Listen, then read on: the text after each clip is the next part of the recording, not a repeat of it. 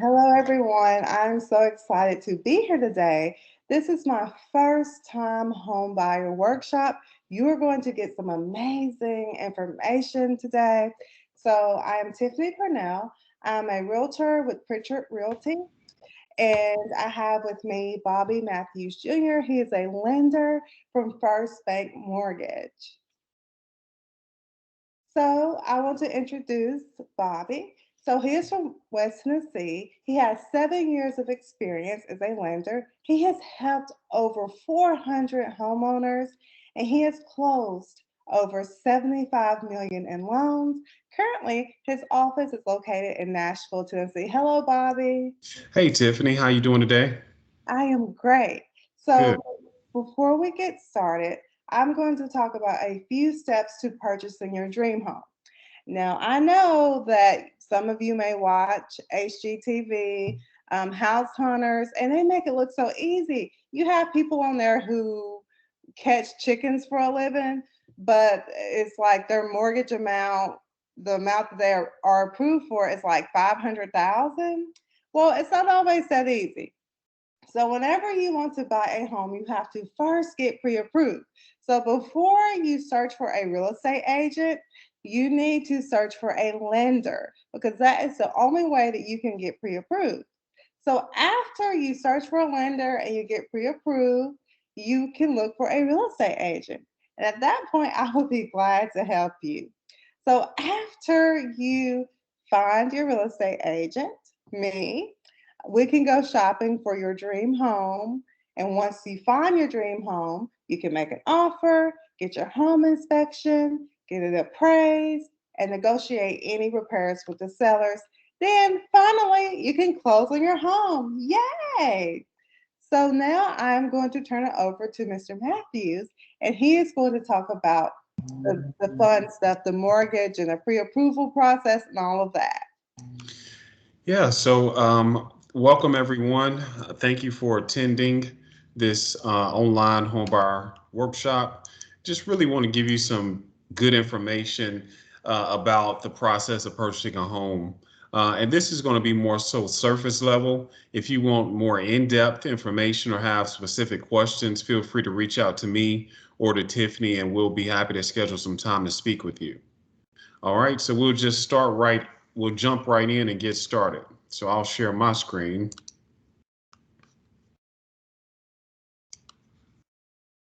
All right, and you should see a top questions first time home buyers wish they had have asked. You see that? No, I'm not seeing it. I still Okay. see my Let's screen. share another screen then.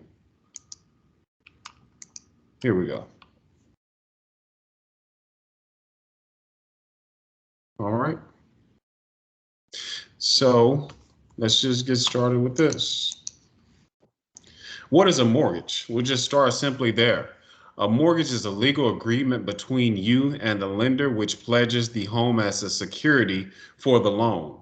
So when you go to buy a house, that home that you're buying is basically collateral for the mortgage that you're applying for. So until you actually pay off that mortgage, you don't get the actual title or the deed to the property. Once the home is paid off or the mortgage is paid, then that's when you will get a copy of the deed showing you the house is owned free and clear. So when it goes to financing a home, there are a lot of different options that may be at your disposal depending on what's your credit score and what's your income level. The general options are two different loan types. We have conventional loans, which are private loans, and we have government loans.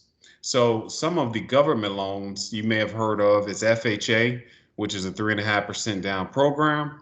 VA, which is for veterans. If you are a veteran, you do have access to purchase a home for 100% financing. A USDA rural development loan is for people who are looking to purchase homes in more rural areas. A Alabama housing loan is a down payment assistance program for people looking at purchasing a home in Alabama. A jumbo loan is any loan that you're looking to buy that has a loan amount above 625,000. A THDA loan which is the Tennessee Housing Development Agency, which is a down payment assistance option that allows you to get either 6% of the purchase price in down payment assistance, or you can get $6,000 in down payment assistance. They do have other options as well. If you're a veteran, they've got an option for a veteran, or if you're a new college graduate, they've got an option for you as well. And then we get to the conventional loan, as I mentioned, and then the 100% product, which essentially, if you're looking at a home for $200,000, the lender will lend you $200,000. Typically, all people need to pay with that option are the closing costs.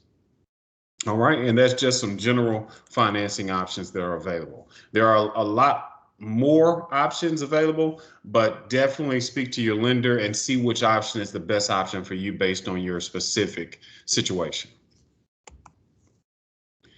What steps do I need to take to secure a loan? So it's all about the documentation. The number one thing you want to make sure when you do apply with the lender is make sure you've got your general employment information readily available. What is that? Your last 30 days paycheck stubs, your your most recent 2-year W-2s. Sometimes a lender may not need those, but it's just good to have them on hand in case they do.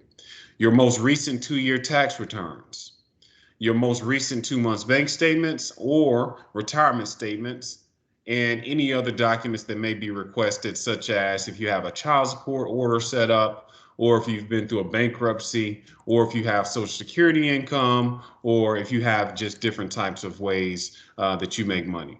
You may have to provide documentation to prove that. Okay. Next, how are pre-qualifications and pre-approvals different? So there's a pretty big difference when it comes to pre-qualification versus pre-approval. The biggest difference is when you go to place an offer on a home, the seller of that house wants to make sure that you've actually been pre-approved. The pre-approval is a lot higher verification process than a pre-qualification. So we'll start with the pre-qual. This is informal. This can be done on the phone. You can just give your lender general information. You're not having your credit pulled. You're just saying, hey, my credit score is a 700. My income is 60,000. How much of a house can I afford to buy?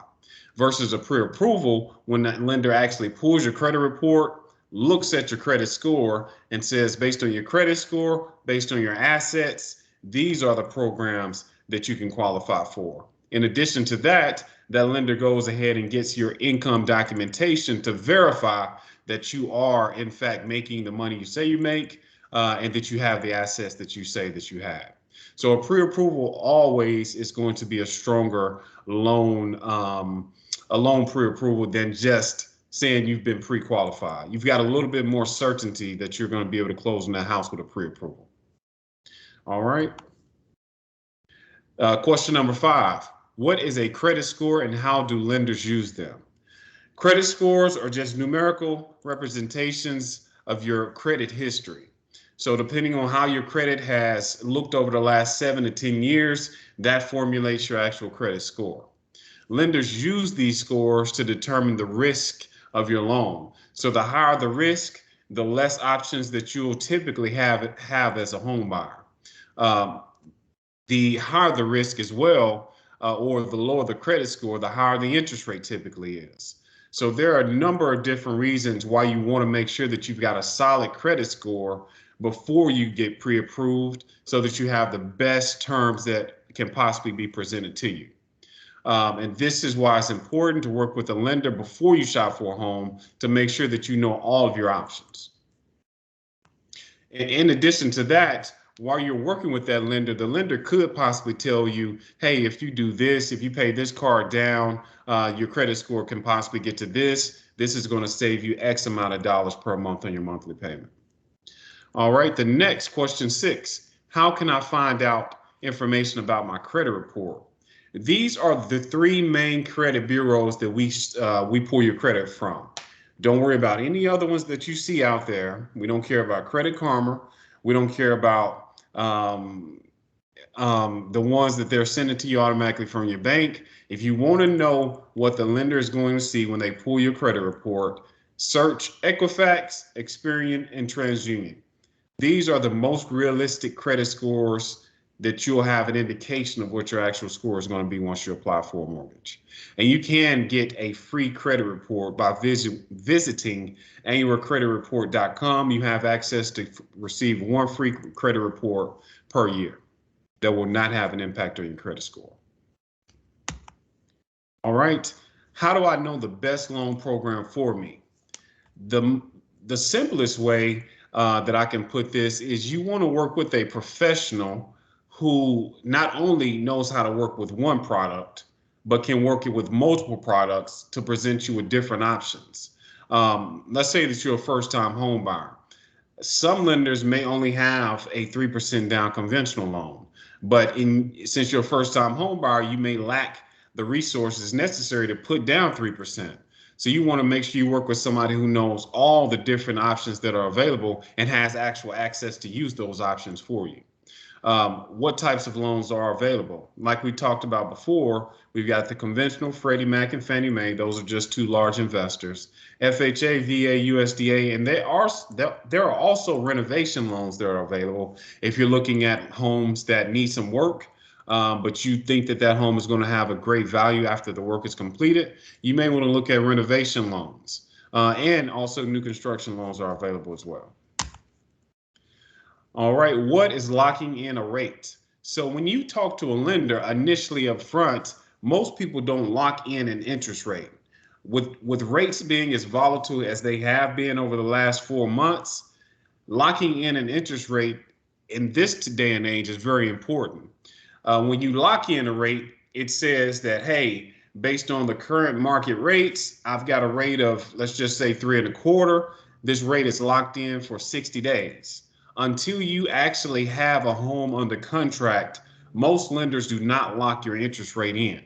So you're subject to whatever the market conditions are once you actually do find a home and go into contract. So between you getting pre-approved and actually finding a home and going under contract, it is possible that that rate is going to change on you because it's not locked in. So just be on the lookout. If you are certain that you have a home in mind that you're going to get under contract, let your lender know as soon as possible because they may be able to go ahead and lock in that rate, especially if conditions of the market are volatile. And just to go off of this, it says guarantees you receive the interest rate for a duration of a lock period. Interest rates fluctuate every day, and you know you should not wait to lock. As soon as you have the rate that you wanted, then you should just go ahead and lock right away. There is no reason to float the market because, like I said, during these volatile times, the chances of rates going down are going to be very, very slim.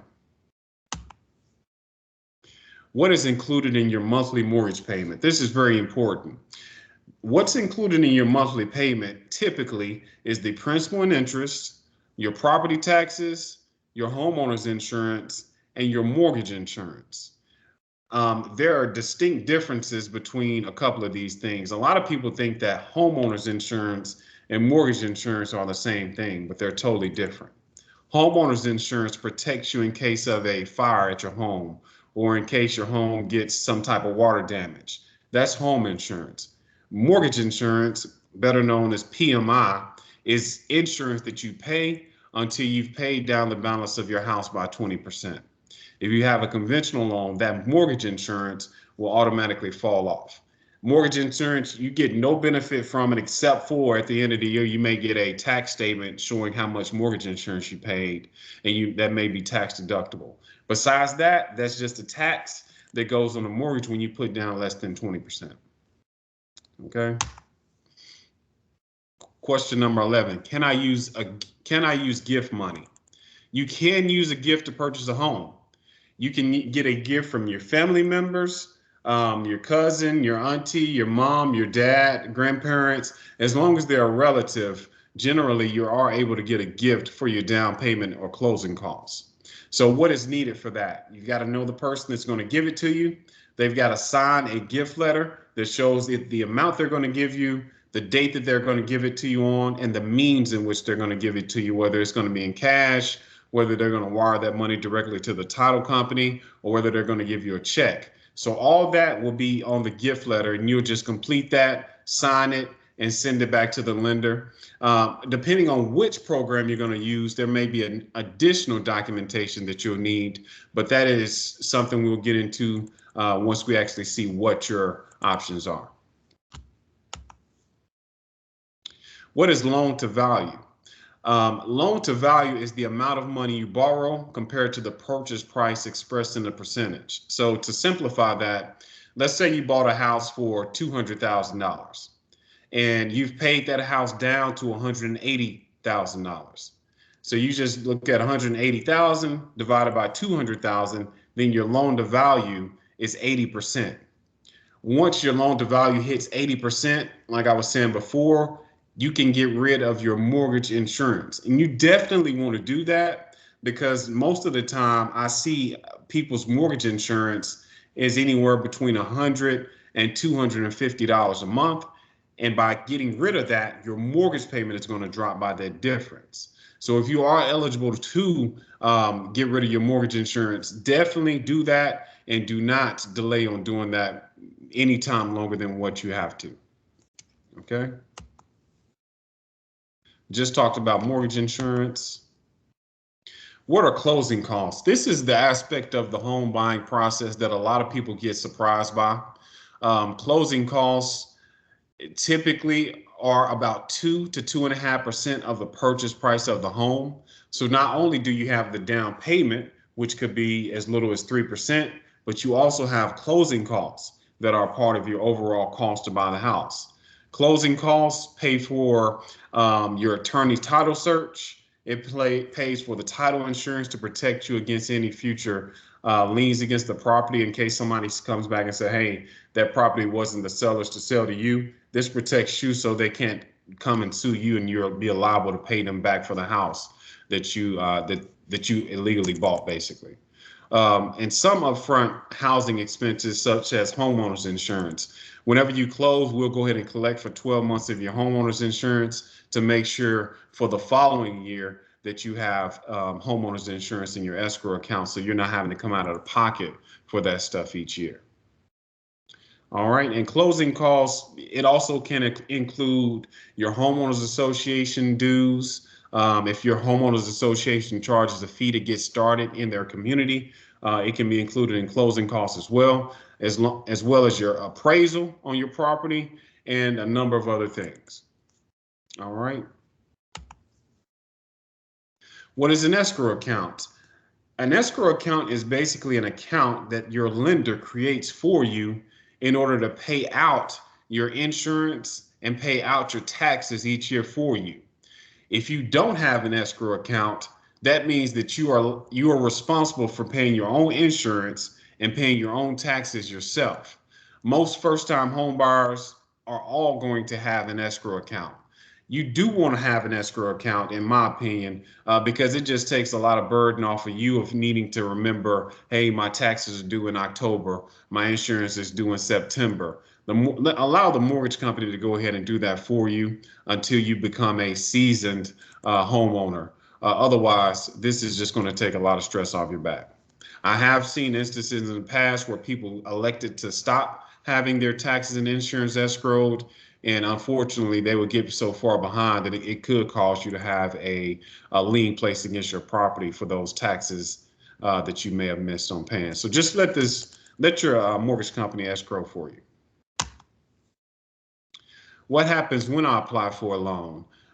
Like we talked about before, we'll look at all the different loan options available. I'll look at your credit, I'll look at your income, and determine based on those things what you possibly can qualify for. Getting pre-approved in totality, if you've got all your documentation uploaded into the file, it may take 30 minutes to get pre-approved. So this is just what happens when you apply for a loan. All right. And actually, let me go back because I think this wants to be a little bit more specific. So this is actually looking at once you go into contract. So when you go into contract, we order the appraisal on the property to make sure that the value is what you are paying for it. If you do buy a home and the appraisal comes in low, the lender will only lend up to the appraised value of that home based on what that appraisal says. So if you're looking at a house, got it on the contract for 210,000, the appraisal comes back for 200, there's a $10,000 gap there. So either you can go back to the seller and renegotiate the price, or you'll have to bring that difference to the closing table if they don't renegotiate the price. Okay. And also during this time period, we'll order your title work from your closing agent. We'll order your insurance from your insurance agent. And then your file will be submitted to underwriting to make sure that everything looks good and that we're going to get an approval on your loan. Once it's approved, we'll get closing scheduled, and you'll be at closing. And typically, closings take between 25 and 45 minutes. What responsibilities do I have during the lending process? The key thing to remember is to keep your financial circumstances steady during this loan process. In layman's terms, once you get pre-approved, don't do anything else outside of what you had done when you got pre-approved. Don't go open up a new line of credit. Don't go buy a new car. Don't co-sign for anybody on any new debt. Don't charge up your credit cards. Keep everything exactly the same as when you got pre-approved. In addition to that, make sure that you're still making your normal payments on your bills as you always had. Okay? What should I look for during the final walkthrough? And this is something that is more so on the real estate side, but just to give you, I guess, my list. Examine every corner of the empty house. Make sure that there are no leaks. Make sure that there are no broken windows. Be sure that the seller fixed any problems that they promised they would in the repair amendment. Make sure everything is just as you expected. And remember, after you sign all your paperwork, the closing process is over. What can I expect on closing day? Similar to what I just said, it takes between 25 and 45 minutes to sign all the documentation. Bring either a cashier's check or send your money via a wire transfer to the title company. If you do the wire, make sure that you confirm the wiring instructions from your settlement agent, because there is a lot of internet fraud going on. So make sure that you double check those wiring instructions before you send any money. Come to closing on time. And if you are going to be late, just let everybody know. You will sign a lot of papers. The closing agent will explain everything to you if you need explanations on everything. And once you're done signing, what we do at my closings, we bring champagne and we bring chocolates, and the realtor may bring you a basket, and then we toast. You'll be official homeowner. And that is the conclusion. So if you all have any specific questions, definitely reach out to me. You can ask questions on this post, or you can give me a contact, or you can give me a call or contact me on Instagram or on Facebook, Bobby, the Legendary Lender, or Bobby Matthews Mortgage Group. Thank you. Thank you so much, Bobby. Everyone can benefit from this information, whether you are a first-time home buyer, or whether you have purchased homes in the past. So now we have to ask basic questions. So I'm going to share my screen.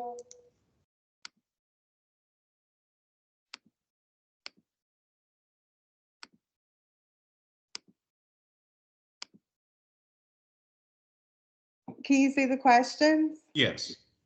So, Bobby, why is now a good time for a potential home buyer to take that lead? Now is a great time, first of all, because interest rates are very, very low. Like when you look at the difference between buying a house for 350,000 with a 4.5% interest rate versus buying a house for 400,000 with a 3% interest rate, you may be paying a lower payment with that 3% interest rate with a $400,000 house than the one with the $350,000 with a 4.25 rate. So it's just a great time. You get more house, you get more bang for your buck. These times aren't going to last forever. We've got inflation fears happening, so interest rates are going to have to go up. So don't delay. If you want to buy a house, buy the house now. Don't wait. It's the best time ever.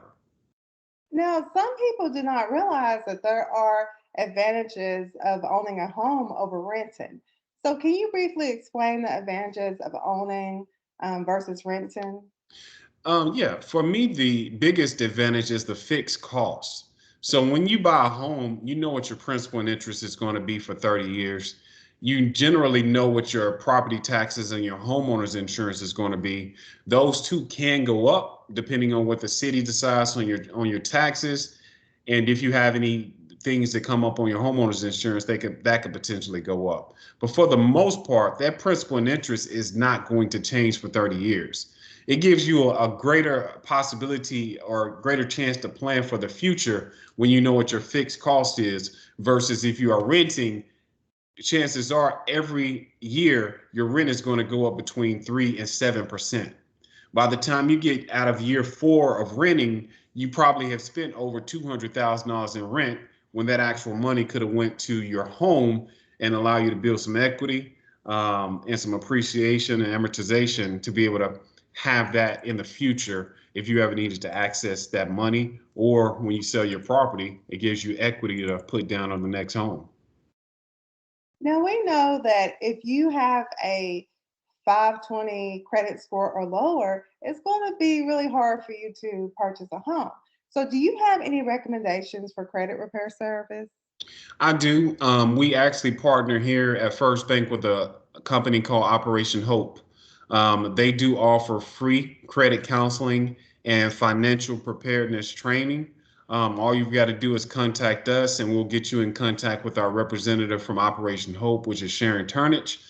She's available to meet with you online throughout the week, should you need that assistance. But that's just one of the many things that we have available for people who aren't quite ready, but are serious about getting ready to buy a home in the future.